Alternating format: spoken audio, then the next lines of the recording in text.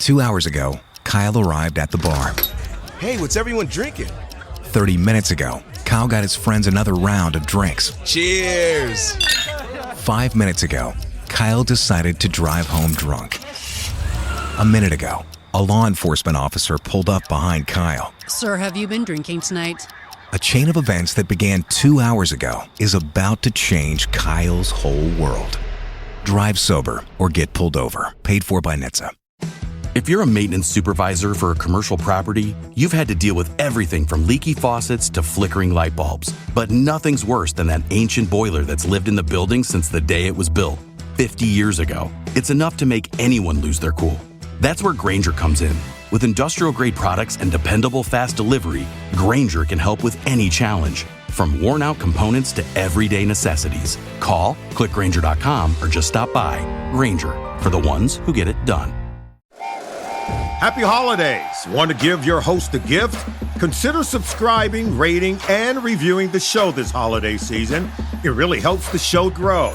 From all of us at Believe, have a Merry Christmas, everyone, and a happy holiday.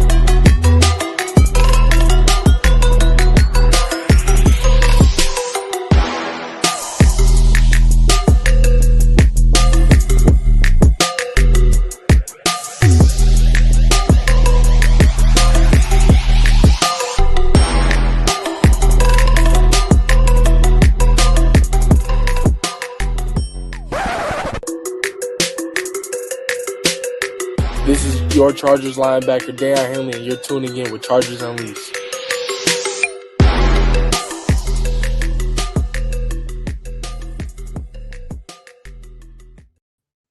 Welcome to another edition of Chargers Unleashed. Jake Hefner and Daiyan Wolkenstein here with you from the LAFB Network. If this is your first time tuning in the show, make sure to hit that like and subscribe button on YouTube. You can also follow us on Facebook, Twitter, Instagram, Spotify, and Apple Podcasts. Daiyan Wolkenstein, it is a victory Monday. The Chargers go in to AT&T Stadium to face the Dallas Cowboys and come out with a very convincing win on both sides of the ball, a resurgence from the offense and Justin Herbert, something that we have not seen or talked about a lot over the last several weeks. But Daiyan Wolkenstein, that was vintage Justin Herbert that we all know and love. Victory Monday, Daiyan Wolkenstein, playoff implications currently as we speak going on as the San Francisco 49ers are facing the Indianapolis Colts. The Chargers can clinch a playoff spot tonight if the Colts lose to the 49ers. Daiyan Wolkenstein, how are you? How is everyone in the chat? Let's talk some Victory Monday. Chargers 11-4 on the season. 4 losses. We're up to week 16. Now into week 17. Absolutely insane. The Chargers go in 34-17. Folks in the chat, like Jake mentioned, asked, how are you feeling? I'm feeling optimistic. Hope you have the all-time high. It's just a weird Good time. for you. It's a weird time. Folks in the chat, how are you feeling? What are we drinking? Chargers Unleashed hotline blew up a little bit. So we'll get to that as well. Let's go. So many storylines from this game. And we had talked pregame about what we were hoping to see and what I think what was more important, the defense continuing its ascension or the offense showing some life.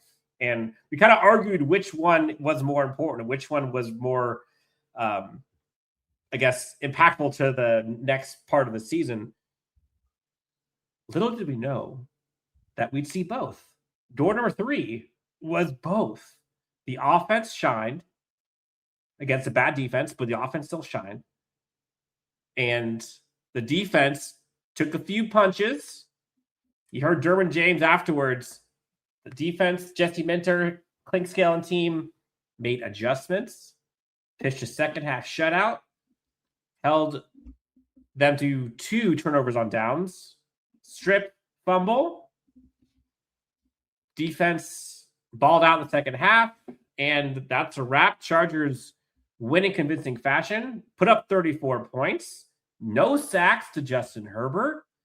Justin Herbert eclipses 300 yards, no interceptions. Rookies continue to contribute. And lo and behold, the Broncos end up losing to the Jaguars. And we are somehow sitting here with 2 games left.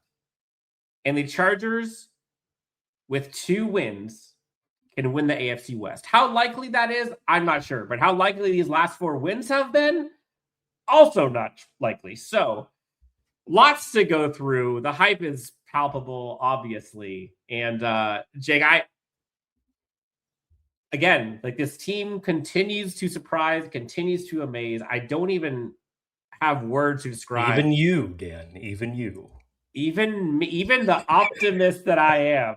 Even you. I'm surprised by how impressive this culture is under Jim Harbaugh and Joe Ortiz. I was not expecting that. I predicted the win, but not like that. And I predicted the offense to come alive a little bit, not like that. I'm at a loss for words.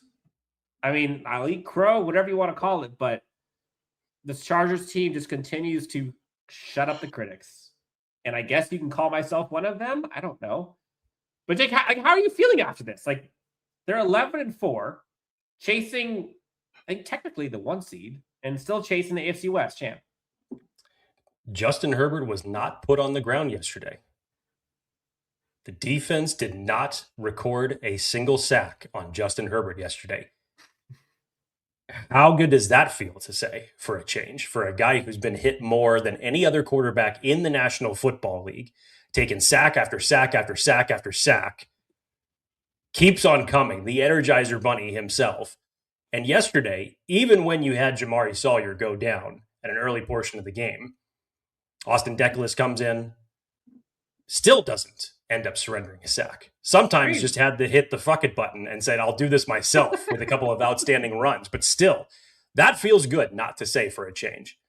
We always thought, especially with what you've seen throughout the season, even defenses that were not as stellar as far as their fronts goes, like the Eagles, or, better defenses that were out there like the Broncos, it really didn't matter. Yeah, we talked about it after the Giants game. We talked about it after the Washington Commanders game.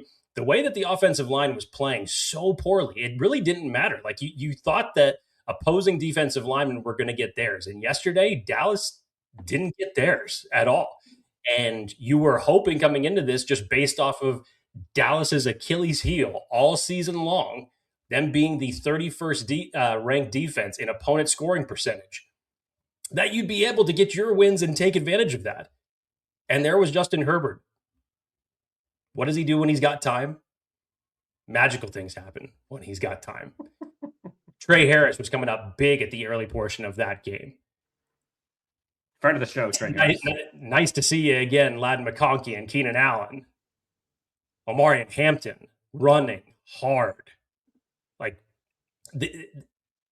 we talked about it a lot on the live show, and we had a lot of Greg Roman critics in the chat during that live show. But again, I thought that Greg Roman called a fantastic game, but it also matters upon execution. It's not just Greg Roman that has been the issue. Has he been a issue? Absolutely. I will not absolve him from any criticism. Yep. But it also matters on execution. When your offensive line plays the way like it did yesterday, even without your starting 2 tackles, you're able to open up your offensive playbook a little bit more and find some openings in some defensive holes. And I thought that Greg Roman did that.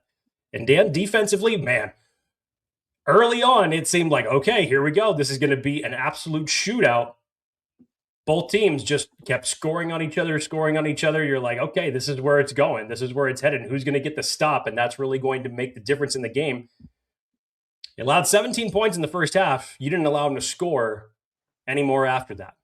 And that's pretty impressive, Dan, considering the fact that the Dallas Cowboys have not scored that amount of points in about a month and a half. That few, yeah. There is a reason why they are the number one scoring offense, that Dak Prescott is in the top 5 as it relates to quarterbacks. And Jesse Minter, you got to give him credit, made his adjustments. Chargers were able to come up with 3 takeaways if you count those 2 fourth down stops. I was very impressed. Complimentary football on both sides, that's how you do it. TNT, we just returned from watching the W in Dallas. We had a big Bolt family presentation. That's impressive. And honestly, there's a lot of Bolt fam there, it seemed like. Yes. I'm going to start this off at the top. Saturday, Chargers, Texans. If you are able to go to the game and you live somewhat locally, now's your chance. Start driving there now. Traffic sucks. Just celebrate Christmas outside of SoFi and be there. What are you waiting on at this point? What else can this team do to earn your visit to SoFi and earn your fandom with their wallets this coming weekend? Jake, we got a lot of people here. Got to pay the bills. So before we do that, let's talk about our friends over at Sleeper. You're on mute. Normally the volume helps when it comes to making an ad read. So let me try that one again. As we're inching closer to the NFL playoffs now, just 2 weeks away, we want to remind you all that you have a chance to win up to 1,000 times your cash on daily fantasy football with Sleeper. Football has never been more exciting than it is right now with players like Justin Herbert. I'm trying to think who else I could add to this, because normally I have my names for it. Phillip Rivers? I mean, right now you could say Phillip Rivers, the way that he's slinging the ball. I've got the game on as we speak, but Lamar Jackson's now out. Patrick Mahomes is out. Those were usually the names that I would add in with Justin Herbert. But yeah, let's go Phillip Rivers. What the hell? Justin Herbert, Phillip Rivers. Pick on these stats for these stars like touchdowns, passing yards, receiving yards, fantasy points, and more for up to 1,000 times payout on Sleeper. Get your picks right and you could win big. Just use the promo code Chargers LAFB and you'll get up to $100 match on your first deposit. Terms and conditions apply. See Sleeper terms are used for details. Currently operating in over 25 states. Check out Sleeper today. Justin Herbert, Jake. It's been a while since we've been able to say this, but Herbie fully loaded. New episode dropped yesterday. Looked good. Wonderful to watch. Looked good. Amazing what that narrative looks like when Justin Herbert doesn't get sacked, which we'll talk about here in a sec. But talk about some dimes that he's throwing. I mean, no change left in the couch cushions after that game. I mean, you're watching some of those balls that are getting dropped to, and honestly, both sides. Some of those throws that Dak was throwing also were insane in the first half. It was a great battle between two solid quarterbacks. But Justin would not be denied. And he was going scorched earth pretty much the entire game. And he was, 8 for 9 for 2 touchdowns and $160 or something like that in the first quarter. I forget exactly what it was. Speaking of great quarterback play, for those tracking ESPN Monday Night Football, Phillip Rivers just drove down opening drive against the San Francisco 49ers and was dealing the Indianapolis Colts are up 7-0 over the 49ers. Oh, I hope he gets 400 yards, 6 touchdowns, and loses by 1. That's what I want. Sorry, Phil.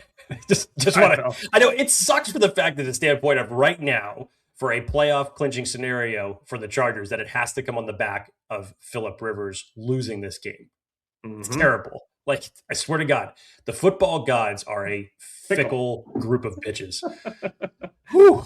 But Justin Herbert, man, he was flinging it, and he was flinging it to everyone. You mentioned Trey Harris, Quentin Johnston we'll talk about in a sec.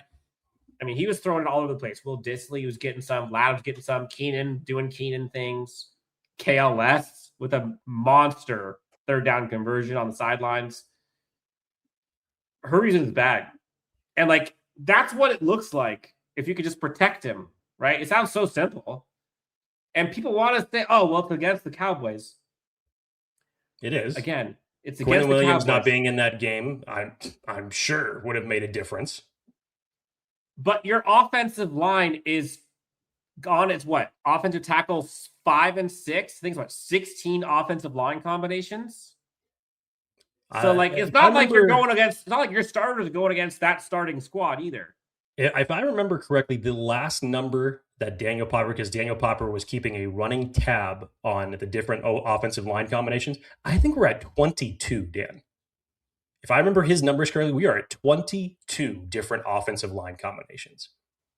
And I think is it 16 different or 9 different offensive tackle combinations, if I remember right. It's something crazy. It's wild.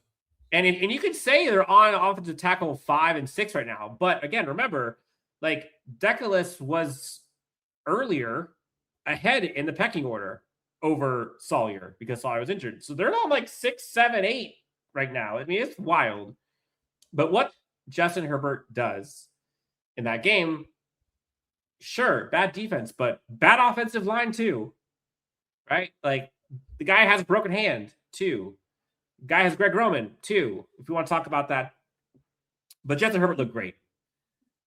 And then what I thought was his best quality, aside from just the accuracy and all of that, was his awareness in the pocket.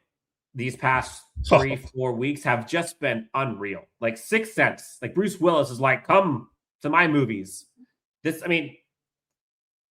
What you're seeing from him, the ability to evade sacks, in this one, evade every one of them, and then turn those into chunk yards, both on the ground and with his arm. Unbelievable. And like that's the next level that I think, I don't know if I've been critical, but I've been wanting to see from him because it's there. And some of it's happening now because of necessity. Some of it's because he's kind of healthy, at least legs-wise. But he's also kind of taking stuff on his own. And so, man, he was cooking. And when you keep that guy clean, you heard Tom Brady say it. There is no better quarterback when protected than Justin Herbert. It's really a testament, Dan, to what he's been doing all season. It's like that's the best of Justin Herbert, that when he's able to come out and make those type of game-changing plays. I mean, you even look at the Philadelphia game. You remember I was telling you my recap because I was there. I was down there and I was sitting next to a bunch of Philadelphia Eagles fans. And there was 2 times, not the design run that he ended up calling his own number on, but there was 2 other times that Justin Herbert was able to evade pressure and get that ball out to move the sticks. And it's things that you've seen going all the way back to week 3 in that Denver game when he made that insane touchdown pass to Keenan Allen. He's just a hard individual to bring down, especially when he gets moving and when he is able to just use his body to not go down. I mean, he'll do it sometimes where you don't want to see him do it, but when he does it and it makes magic happen, I even had the Philadelphia Eagles fans next to me saying, like, that is absolutely insane. Like, we're saying, like, that is a Hall of Fame throw right there. That is a Hall of Fame play that he just pulled off. That's what I had the Eagles fans next to me just candidly saying to themselves, because Jalen Hurts at the time wasn't playing that well. Their offense wasn't playing that well. And so it was cool just to overhear the opposing team giving Justin Herbert credit in that circumstance. But these are some of the things that you just love about Justin Herbert. And you mentioned, Dan, the pocket awareness, and to make that long run the way that he did, and then not even go down and slide. But you probably should have. Probably should have, because he got up very slowly after that long run, busted that elbow up again. And you're just watching the replays to look to see, like, oh, God, did he land on the hand? Yeah. Was it the hand? Oh, but Justin Herbert is just an absolute freak of nature. As Jim Harbaugh said in regards to his performance, it was Picasso. Matthew Dahl with a $2 donation. Herbert needs to be a top 5 candidate for MVP. If he continues this trajectory, he will be. He might even be right now. There is definitely, I think, an argument for it. You could put Stafford in that equation. You could put May in that equation. But Herbert, I think, deserves to be in the equation when you look at all the elements that he is facing. Elements that Stafford and May have not had to overcome when it comes to opposing He injuries. has had the adversity by far that the other folks have not had. Now, does he have the statistics that I think a lot of folks will be looking for when looking at MVP ballots, which I'm not necessarily sure if they should, right? Josh Allen is also up there. No. But, like, he's got the wins. And if people who have watched Justin Herbert in this Chargers team this season know, I think he is the most valuable person to their team this season. Like, literally. I think that's the case. I just don't see how you can argue otherwise. Maybe you could talk about Josh Allen. Maybe. Man, 0 sacks is crazy. Real quick, any info from Culprit, $5 donation? Thank you. Any info on why we didn't go for that last field goal? Just curious on that, but one hell of a win for the Bolts. Offense is back.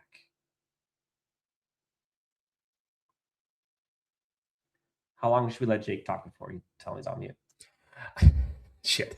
I don't know. To be honest, I actually never gave that any thought to why we didn't get that last field goal. Maybe, just maybe, you go back to the Philadelphia Eagles Washington Commander game to what they did in that game and see what type of chaos that caused.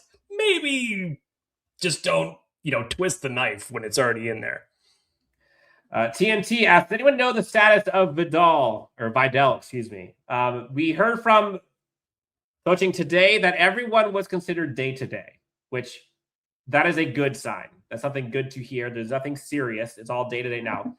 What does that mean? I'm not sure, but you heard Benjamin St. Juste, Kamani Vidal, Dante Jackson. There's one more. I'm missing. There's 4. You might have said Jamari Sawyer already? No, Jamari Sawyer. That's enough. There you go. Speaking of updates, San Francisco 49ers drive right back down. Whew. We got a tie ball game in Indianapolis, 7-7. Hanan Derry says Herbert will be a top 3 MVP candidate with 2 more wins. They will not be able to ignore him. Agreed. If they win these next 2, which again, like the fact we're even talking about this right now is absolutely insane. So we'll get to kind of the macros of this here in a bit. Jake, the Chargers Leafs hotline was having fun. 323-902-7586 is the number of the hotline. Let's listen to our first hotline and see what they have to say. What's going on, boys? It's Ray from San Diego. It's about 70 seconds left in this game. And for the first time in a long time, I am not freaked out about us losing a lead in any way. Feels good, doesn't it? But you know what I mean. Trauma. What about those bolts? Fucking Herbert with a broken hand doing the bolt push. That's what I'm calling it. Down the center. Good Lord, that man is just fearless. Love that he's our quarterback. The running game with the passing game. We talked about it in the offseason. Imagine if that was a little combination that we could get going. It looks like we're getting going. It's getting going now. It looks great. What a win. Both up, boys. Love you guys. One more thing. A fear. Until the Chargers play about 60 years in LA. Until then, my boy, they are, for a lot of us down here, still the San Diego Chargers, no matter where they move. LA, Mars, TJ, wherever, bro. San Diego Chargers for life. Let's go. Love you guys. LA, Mars, or TJ. Wherever they go, they're still San Diego Chargers. I was waiting too, honestly. Because when he said that to you a few weeks back, saying that you're not a Los Angeles Chargers fan, you're a San Diego Chargers fan, I thought to myself, that's not the hill I'm going to die on. Does San Diego Chargers fans still exist? They're not gone. So I'm like, you. You're on. Yeah. Before we talk about the rookies, Quentin Johnston and Omar and Hampton, Jake, let's hit the next voicemail real quick and hear what they have to say. Jake, Dan, physical. Let's get physical. Tip of the spear, imposing your will, bolt the F up. Man, line taped it again, taped it together. Offense look really crisp, really sharp. Man, I'm ready. We need to do this. This is fantastic. I hate rooting against Old Man Rivers Monday night, but we have to guarantee it. So let's just hope for another great outing by Phillip, but they still lose, and win the next 2 and root on the Jags today. And Dan, you take that Simon and Garfunkel and spin it like an aerobie, throw it as far as you can into the Gulf of Mexico. Because you're not playing that ever again. Which means don't play it, Dan. Don't play it? Which means don't play it. F up. He's asking you, don't play it. Take that song and shove it. Okay. You're not playing that song today. I will not play it. I'm not playing it. We'll get some more voicemails as we continue on. Where were you when Quentin Johnston got this grab? And what was your reaction? First of all, I'm on my couch, and I know that I don't have 20/20 vision at all. So sometimes, especially like if I'm reading certain things on a computer screen or wherever, it's like sometimes I have to squint. And I'm not lying. I have a big enough TV in my living room. And I'll admit, when that play happened, I was looking like, well, where did the ball go? Like, I was looking for it on the ground. I was looking like, okay, where's like the incomplete pass? Like, I'm looking for the ball. And then I'm like, Q's got the ball? Was that a touchdown? In his hand? Like, holy shit.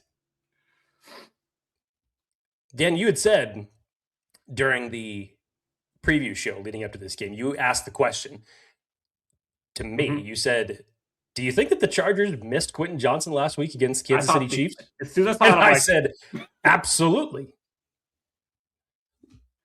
Again, I was so excited about the dynamic of this, and this is a little bit pairing with KLS coming in on the Darius Davis injury. Because you know that you knew what Darius Davis, when he was healthy as a returner, what he was limited to. If he was ever going to get any offensive snaps, it was pretty much relegated to just the jet sweeps because of how fast he is. But with KLS now in the lineup, obviously handling return duties, and as we saw over the last 2 weeks, there's more of a playbook and option offensively with KLS to add in there.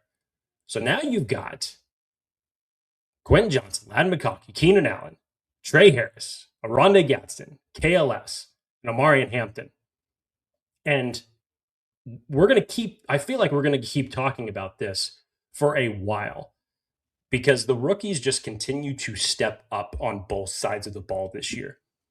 And it just makes the job by general manager Joe Ortiz that much better. Remember, even leading up to this week, I know with that, Dan, that you retweeted it, the hit rate for Joe Ortiz over the past 2 drafts and what you've seen the contributors from, it's insane. Tom Telesco doesn't have one single draft that you can hold a candle to that shows this many picks and a hit rate.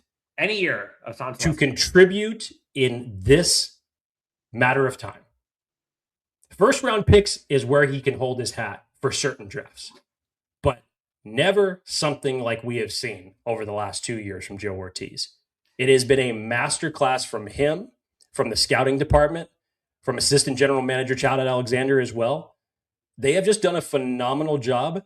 And this is where coaching comes into play, Dan, because you're talking about coming off of a lot of different coaching regimes that would always favor to start veterans over rookies. Yeah. And look what happens. I thought about making a new slide, but I literally just added the word again to last week's slide.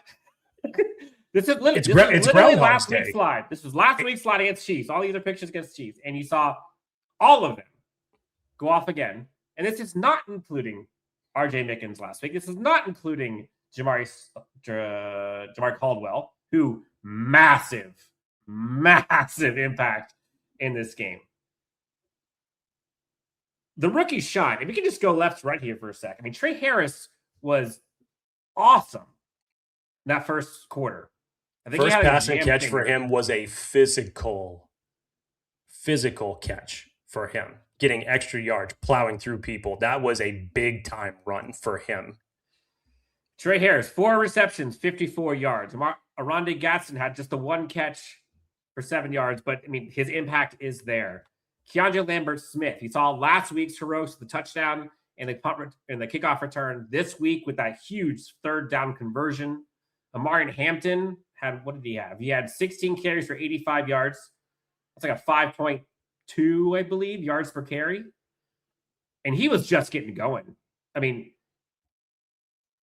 I'm not picking any other running back over him. If I had to redo this draft, from last year and stack ranking running backs, I don't know if I would take the guy over in Vegas over him. For what this team wants to do, he's perfect for him. And now he's fresh. You're seeing like him and this offense with the 6th and 7th offensive line, quote unquote, tight end combinations. Like, this is what an 11-win team needs. Like, an 11-win team needs contributions, not just from its stars, which it's gotten, right? Derwin, Tuli, Khalil, Keenan, Ladd, list goes on. But also from the young guys, from the depth, right? From the RJ Mickens, from the undrafted free agents, from the rookies, from guys who were picked up out the practice squad. Look at the safeties that have been brought in recently. From your 6th-round pick, Kamani Vidal. We're going down the depth chart. I mean, we got to go down quite a ways. And that was one of the things that crippled this Chargers franchise for what feels like decades, was the underbelly of the roster simply wasn't enough.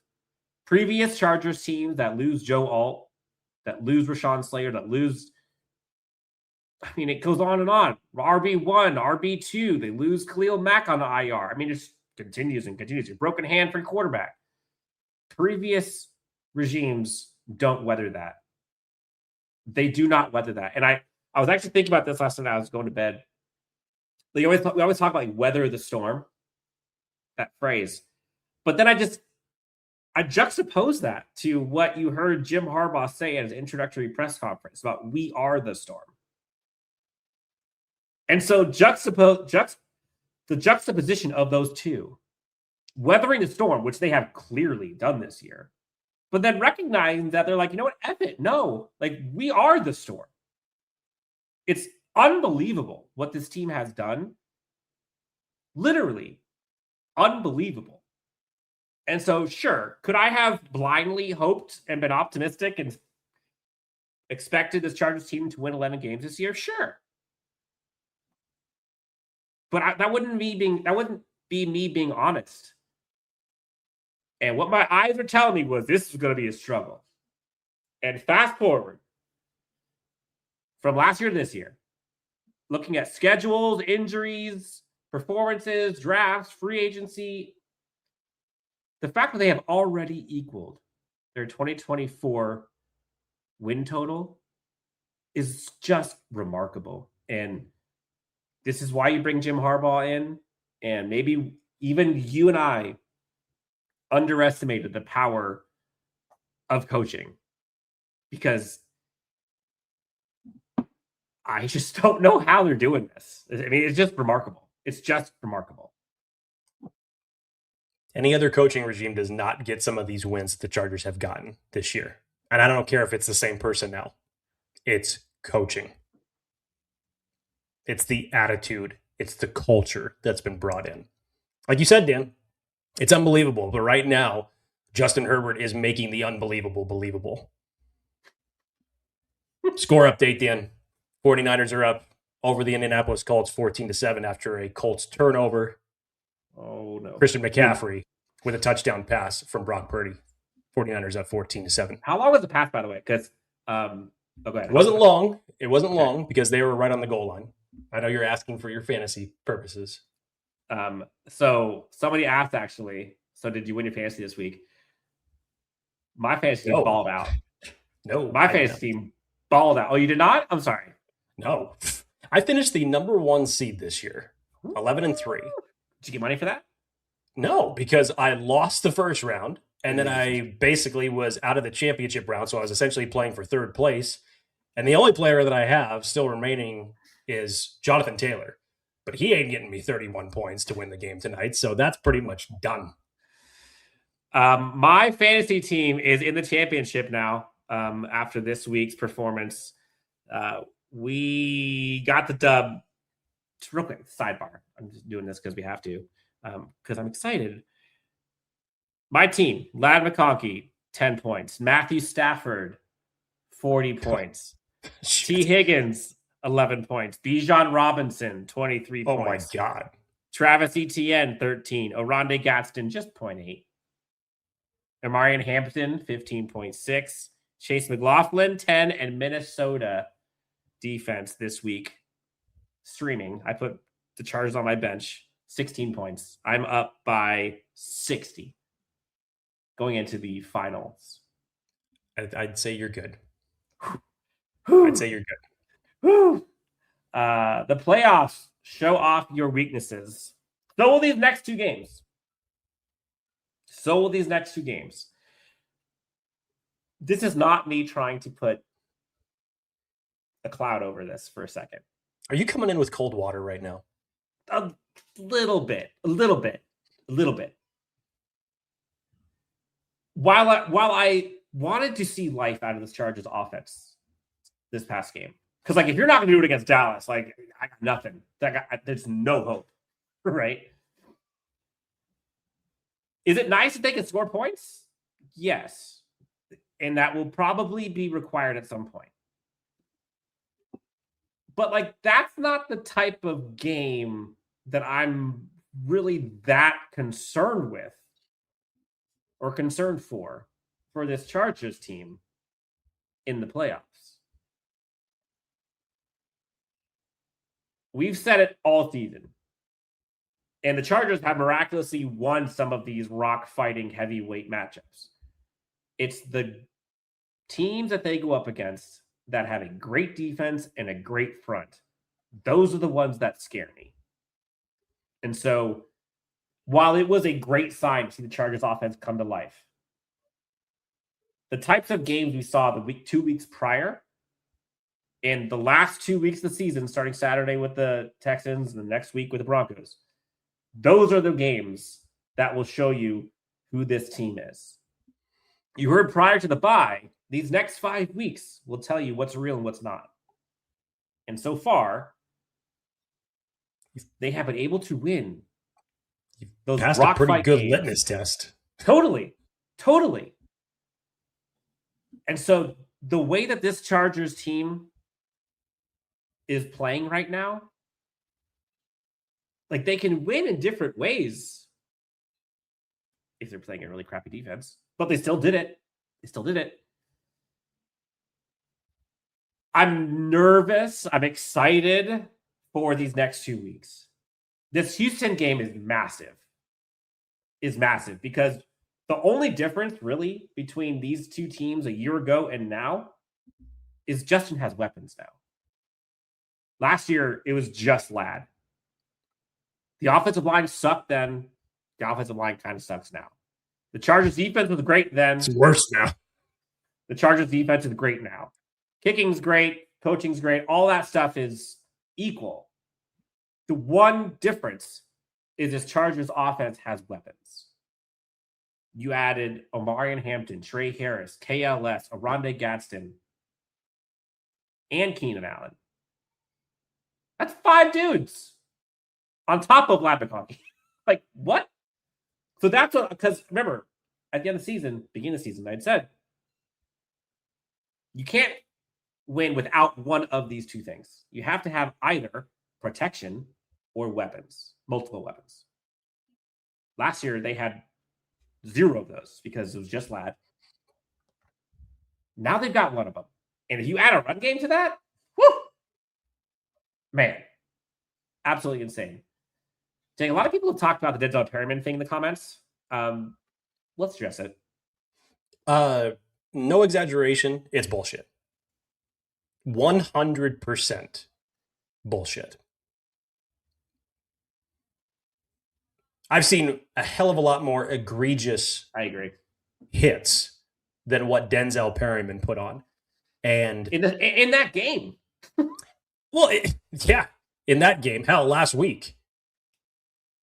And now they're trying to make the case that because he is a quote unquote repeat offender in that's bullshit too. Week 16, we're now going to pull this trigger. So it wasn't Tony Jefferson's situation last week where they all of a sudden deemed that even that ejection, flag fine, but ejection last week, Bush League, stupid, never should have happened.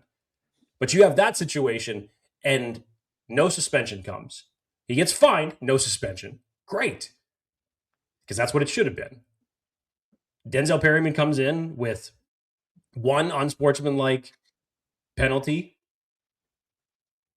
and you're going to suspend him for 2. So he basically got the exact same suspension that DK Metcalf got for going into the stands and punching a fan. Somebody talk to me as far as how this even makes any sense. Denzel Perryman's going to appeal it, and I hope to God that he wins. At least get it reduced to 1, which again, like sure, most of the time that players appeal, it does not make a difference. But in this particular case, there should be more than enough evidence that you want to say it's because of history. Like when was the last time?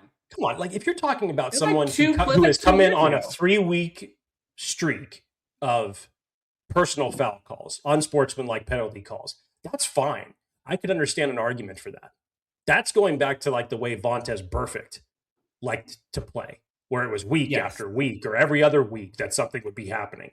That would be fine for a cause for something like this. But really?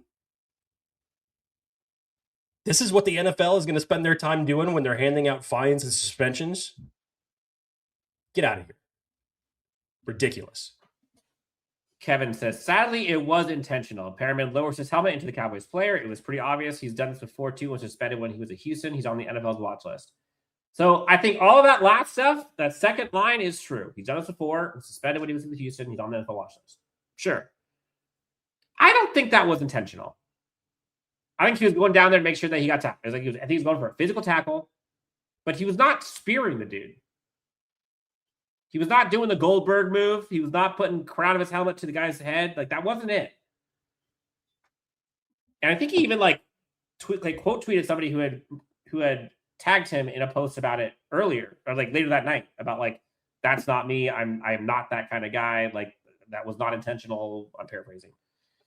We'll see. I didn't even mind the flag. I could understand the case of why the officials threw the flag on him. But take it as far as to give him a 2-game suspension, like if the comment that was just made because he was suspended when he was in Houston. So you're going to hold something against him 2 years ago and then now make this one penalty call equated to that as a repeat offender in week 16 of the NFL season. Again, how Denzel Perryman gets the same exact suspension as DK Metcalf for going to the stands and punching a fan. I got no words for the stupidity and inconsistencies of that. Kev says, you watched a different play then, because the clip I thought literally Denzel Perryman lowers his helmet to the player who's on the ground. Okay, well, if we're talking literal, sure. Denzel Perryman was higher than the player on the ground, so Denzel Perryman went down to tackle him. I don't think Denzel Perryman was trying to tackle him with his helmet. We can agree to disagree. It's all good. Just rewatch the play. He's reading Dak and makes a decision on the tackle in 1 second. Literally 1 second. It wasn't intentional. So, yeah, we'll see. It sucks what's happening in these last 2 games. They're arguably the 2 most important games in terms of AFC West implications, but it is what it is. At least we're going up against teams that don't have great offenses, I guess. I don't know. Back to the hotline, Jake. Let's hear what they got to say. Next one. Dan Jake. Oh, God. Yes. Okay, so let me just bring everybody else up to speed. If you didn't happen to catch the live preview show for Chargers versus Dallas Cowboys, Athir came on here and he made a bold prediction, also while, of course, criticizing Dan once again on a week-by-week basis. But he had the Chargers winning by, he called it escaping AT&T Stadium because Brandon Aubrey was going to miss a game-winning field goal. That was how the Chargers were going to win. Let's see what he's got to say this week. First, I want to say this. What does he say? Let's all play a game. Before Athir says, Dan, we got a football game. Phillip Rivers is turning back the clock right now. It is tied up in Indianapolis, 14-14. We got a game. Is he scoring both touchdowns? Actually, hang on a second. There was a flag. Pat. Oh my God. Well, it's good. Touchdown. It's touchdown. I couldn't tell the way the ref was pointing, if he was pointing offensive pass interference or if that was defense. Alec 14-14. 2 touchdown receptions. 14-14. Phillip Rivers is hot right now. He's hot. Let's go. It's a game. Okay. Go ahead. First I gotta say is, Jake, I totally forgot, my baby. Congratulations on the new baby girl coming into this world. She's going to be a Chargers fan. I am super excited for your family, and I want to wish you and your wife and the newborn baby is coming soon. Merry Christmas and Happy New Year. I appreciate that very much. No. I appreciate that very much. I'm waiting for the butt to drop because it's going to be like, but Dan. Here it comes. Same thing to you, Dan. Oh, really? Oh, a beer. I'm just waiting for that shoe to drop. Merry Christmas to you, my friend. Merry Christmas. I can just feel it coming. And your family. Now, there it is. I have a question, Dan. Which AFC team is going to scare you? I have zero. Who, you going to talk about the Texans with a trash offense? The Steelers with old Rodgers? Patriots? The Texans absolutely obliterated you last season with a trash offense. The Steelers just beat the Lions, by the way. With an unproven rookie quarterback? Are you fucking serious? This is a championship defense, my man. You better believe. This defense can take us to San Francisco like I fucking said before the season. Let's go. Cannot wait till Saturday night. All right, so he's bullish. People should be scared of Jacksonville. I'll say that right now. Yeah. People should be scared of Jacksonville. We already know we got our asses handed to us by Liam Cohen and the Jacksonville Jaguars. Right now, if there is anybody who is Jesse Minter's kryptonite, it is Liam Cohen. You saw what he did when Liam Cohen was the offensive coordinator from Tampa Bay and what they did to the Chargers last year. You saw the bum rush that he put on the Chargers this year with a very simple game plan. But that defense, as proven yesterday, going to Denver and beating them that way, you got to tip your hat to him. Trevor Lawrence has been playing really solid since they lost a fourth quarter lead. I can't remember to which team it was that they ended up blowing that fourth quarter lead, but that was literally the week right before they played the Chargers. And then seemingly Trevor Lawrence has just been on a tear ever since. That defense do not overlook that defense. They have some dogs that can hit, can get after the quarterback, create pressures. I mean, they did so to you. With the way that the AFC is right now, when you don't have the Patrick Mahomes, when you don't have the Joe Burrows, and you don't have the Lamar Jacksons, do not overlook Jacksonville. I agree. It's anyone's. I would agree with fitness here. Jags, Texans, Bills. Those are the three teams. Because those two, Texans, Jags, have absolutely obliterated them the last two times they played. Period. 3 if we're talking Jags playoffs. And then the Bills, I don't know, man. With Mahomes not there, Josh Allen. Josh Allen is showing up. But I'll say this. I never would want to play the guy. No. If there is anybody who is like Superman more than any other quarterback in the league, I know we've talked about Justin Herbert putting on the Superman cape, but Josh Allen is literally Superman for the NFL. He is. Yeah. Again, I think he's an MVP guy too. So Chargers defense, Jake, back to this real quick. Chargers defense starts off a little slow. And again, I don't even know if it's slow. Like we talked about it pregame. You are playing with fire, putting George Pickens and CeeDee Lamb on the outside one-on-one. And at some point, your guys are going to have to show up and make some plays because those guys are going nuclear this year. And they did it again. Specifically, George Pickens. Honestly, that catch that he had for the touchdown, the deep one, it just looked like it looked fake. It looked like he sped up the tape. It looked like Cam Hart slowed down the tape once they had contact about 20 yards before the end zone. And it was a dime by Dak Prescott. I mean, that was unbelievable. But talk about a guy who wants to get paid. And again, like you're talking about two of the top 5 receivers this year specifically. I mean, those guys are amazing. You got top 3 quarterback this year. You got top 5 wide receivers. You got 1,000-yard rusher. Like your defense is going to give up some. But you heard Derwin, I said it earlier, you heard Derwin in post-game when they talked about the coaches getting victory balls from Jim Harbaugh.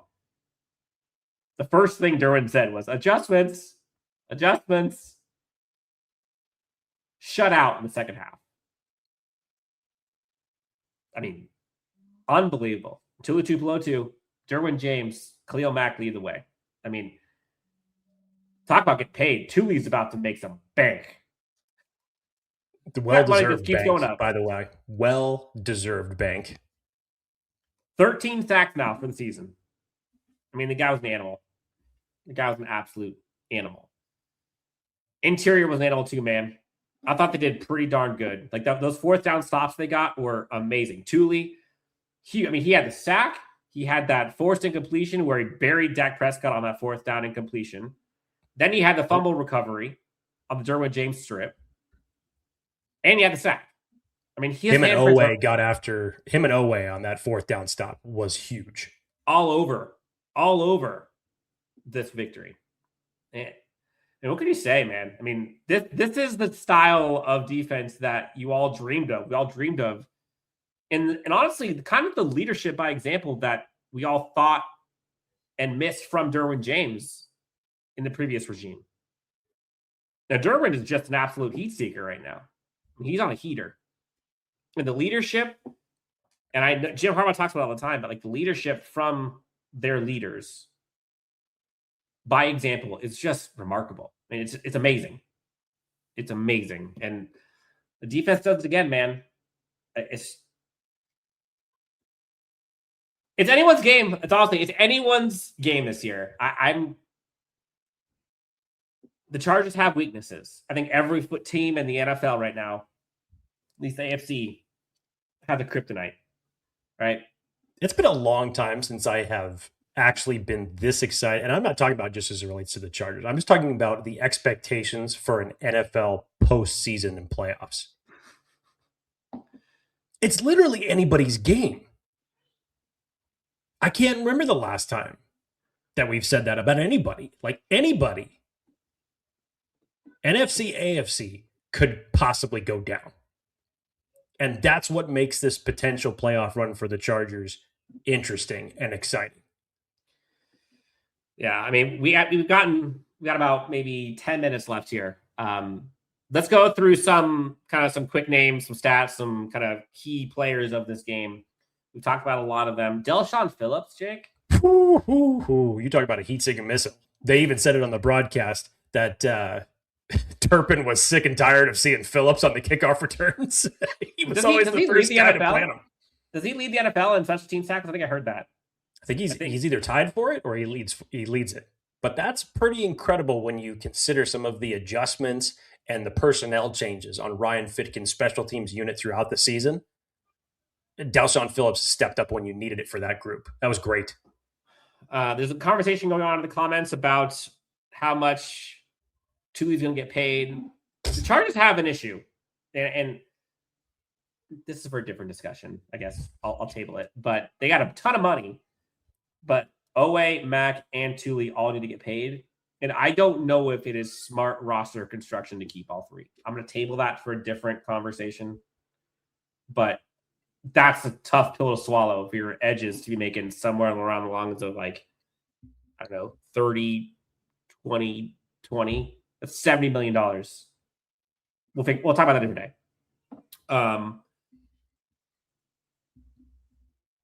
Enjoy Jesse Minter while you got him.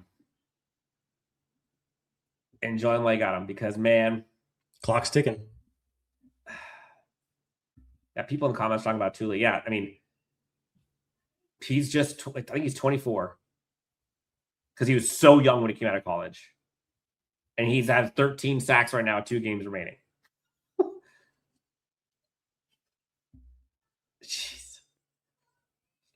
Someone says, knowing Ortiz, he's probably going to let Tuli walk and another walk to get comp picks. I think so. That goes to the roster construction. I don't think they're going to let Tuli walk, but yeah, that's a different conversation. Next, hotline, Jake. Let's see what that say. Hey, guys. Was that it? Anything else? Still playing. I think that was it. Himself. It's still playing, so maybe. That was it. Hey, guys. Okay. And then like 20 seconds, and then 20 seconds of silence. Next one. So, boys, just finished watching the highlights for like the fourth time, and was about to go to sleep, and I realized I haven't called the hotline in a while. So let's do that. Oh, welcome back. Welcome back, my friend. Here's my little rant. Great win, great defense played great, offense played better, in my opinion. Defense has been playing great for a while. But to move on, I'm sorry, that Cowboys game was good, but that Texans game, man, I'm ready for it. I was at the Texans game. I feel like I've said this 40 times, but I was there and I saw it, and I feel like I was a part of that loss. I was on that field, and I'm ready to see us. I just want to beat them so badly. The Raiders honestly gave us a formula, I think. Ashton just killed them. If Omari and Hampton could do something like that, be him, then I think we have a chance against this Texas defense. Roman needs to get rid of the ball quick. I really think he shouldn't be on this team next year, but he needs to.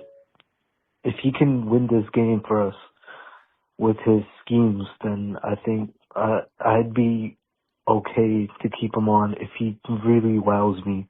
Other than that, Harbaugh needs to get rid of him. Don't want to take much of your time. Thank you all for keeping this line open, and see y'all next week. Goodbye. I'll be honest. I was glued to that Raiders-Houston game when I was looking at that score. I'm like, really? What? And the more I think about it, I think that Houston played down to their opponent. I think that game was a potential trap game for them, and it almost was. I really think that they were looking past the Raiders to the Chargers, and it almost bit them in the ass. As far as the comparisons between Genty, what he can do, and Omari and Hampton, what he can or can't do, part of it's the offensive line.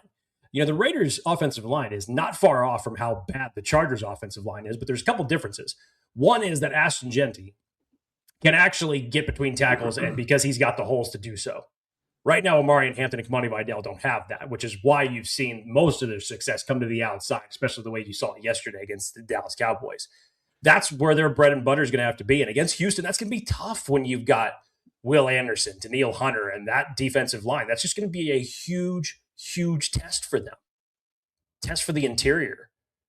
Bradley Bozeman, Zion Johnson, Guy Becton, like, bring the big boy pants. Because if there is any time that you needed one of the best surprise performances out of that trio, not saying that it's going to happen at all, but it would be a welcome sight to see against one of the, if not the best defense in the NFL. I think they are. We haven't talked about Cameron Dicker, but he just continues to do Cameron Dicker things. Special teams has looked pretty darn good. I mean, offensive line, real quick, let's go through some of these stats. I mean, we've seen Jawari Sawyer, Scott Matlock, Trevor Penning, Bobby Hart, Austin Deculus, all of them in the greens, according to PFF, and pass blocking grades. Not too shabby. I mean, Deculus specifically, that was really, really important. You're going to need to see a lot out of him. Quentin Johnston, I mean, the guy was a stud. That game. Well, hopefully Trey Harris is good enough to go. Hopefully that finger isn't too bad moving forward. But looking at kind of the macros of that game and kind of looking at what the Chargers were able to do, like in total for that game, it was just a clinic. I mean, the time of possession the Chargers had, I think they were 7 for 11 on third down. They were just efficient throughout. And we haven't got to say that in a minute. We have not gotten to say that about the Chargers offense. I mean, they had 300 yards passing. When last time we said that this season? No turnovers. Just 4 penalties the entire game. They won the turnover or the time of possession 34-25. They had over 100 more yards than the Cowboys did. 9 first downs via the ground, by the way. And held Dallas 1-3 on 4. You're talking about macros, Dan. I forgot to bring this up when we were talking about Justin Herbert because it just made me think about it. The Justin Herbert power surge on the goal line for him to take that snap. Does that mean that left hand is feeling a little bit better? Yes. I mean, you saw it without a glove on in the postgame. I mean, we know from what Jim Harbaugh has talked about, and we've heard it through the practice reps when you're looking at what Trey Lance is getting, Justin Herbert isn't taking any snaps under center during practice for that very reason, just to keep that hand relaxed and not doing as much work. And we had heard about those potential for Trey Lance coming in on those short yarded situations just for some of those type of quarterback sneak plays. But now we're just over 3 weeks after surgery for Justin Herbert. Played against Philly, played against Kansas City, played against Dallas. The normal, if we're playing Google Docs doctor here, they said about 6 to 8 weeks for full recovery, so about halfway there. Maybe that hand is feeling a little bit better, Dan, and I'll tell you what else is feeling better. The Chargers' playoff chances right now, because the San Francisco 49ers just go in for a score. George Kittle touchdown, 21-14, San Francisco. But yeah, Dan, is that a little bit of an indicator from the standpoint that you're putting him in there in those goal line situations? Yes, it is. Like, you never want to see him take that hit or take that fall. But to me, I was like, oh, shit, okay. Maybe it is getting a little bit better. Yeah, and the Chargers team has taken on more of the identity of their coach as the season has gone on. And, like, you're seeing the 6th and 7th linemen, you're seeing the extra tight end, you're seeing the jumbo packages, the tush push, which has been incredible this season. And now Justin Herbert's able to do them, right? They're building that bully. They're building that, medieval trench warfare, all of the analogies that people talked about. Like, they're getting more and more into that. And if you could be successful at that with Omarion Hampton and Vidal and have Justin Herbert there in case you need to break glass, and you got the defense, and you got the special teams, and you got the coaching, that's the recipe for success. Is the offensive line a glaring issue? Absolutely. And it will continue to be. It will continue to be. But let's ride this thing as far as we can. And right now, there is no glaring favorite in the AFC right now. I might argue the Bills, but look, again, if we fast forward 2 weeks, the Chargers win these next 2 weeks, Super Bowl contenders. Like, sure, put it in. Like, I will gladly acknowledge that. They're on a damn good tear right now. Winners of 4 straight, I think 7 of 8, 11-4 now for the season. Given all the adversity, Jim Harbaugh deserves a crown. I think, in my opinion, already Coach of the Year consideration. Justin Herbert MVP. I mean, there's lots of stuff going on here. Jake, anything else you want to tell the great friends before we get out of here? It was a good Sunday. Good to get that one out of the way early in convincing fashion, again, on both sides of the football. And now, as we're getting out of here, we'll see if the Chargers end up clinching a playoff spot in just about, call it, hour and a half to 2 hours. We'll see what happens. But it's going to be an interesting week as it relates to injury news, gearing up for a Saturday game against a very tough opponent, the Houston Texans. Go. Last home game of the regular season. Go, if you can. Make this one happen. From Jake, Merry Christmas. Jake, to you, my friend, Merry Christmas to you and the family and the lady-to-be. I can't wait to meet her. So much to be grateful for. There's a lot of turmoil going on in the world right now, but also there's a lot of things that we could be thankful and show gratitude towards. And Jake, from man to man, you're the best. Thank you for being you. You're one of the things that keeps me sane in this insanity that is called our life. Merry Christmas. Happy holidays to everybody. And we'll be here sometime in the next, 5 days to talk about this Chargers-Houston's game. Chargers Texans. Houston's. Los Angeles is in the Houston. Jake, I'll let you wrap this thing up and take us out. Merry Christmas to everyone in the chat. Thank you guys so much for tuning in. Again, really appreciate every single one of you on a week-by-week basis for every show that you guys tune into. It is the reason why we love doing this, is for interactions like this, talking the sport that we love, that is football, and more specifically Chargers football. So again, Merry Christmas from mine to everyone out there. Thank you guys so much for tuning in. Appreciate it. I was going to try to convince Dan, because the last 2 years we've actually done a holiday special where it's kind of just been like one of those one-off type of episodes. And if I can convince him again, it may not be as football related. It may just be more fun than anything.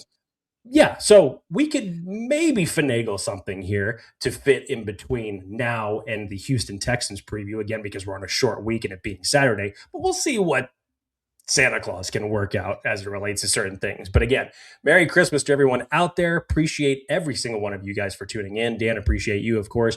We will see you next time on Chargers Unleashed.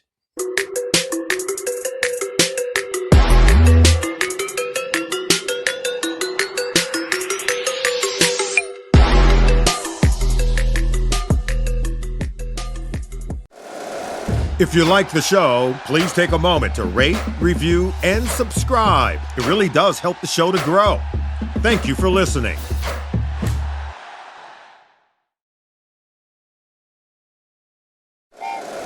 Happy holidays. Want to give your host a gift? Consider subscribing, rating, and reviewing the show this holiday season. It really helps the show grow. From all of us at Believe, have a Merry Christmas, everyone, and a Happy Holiday.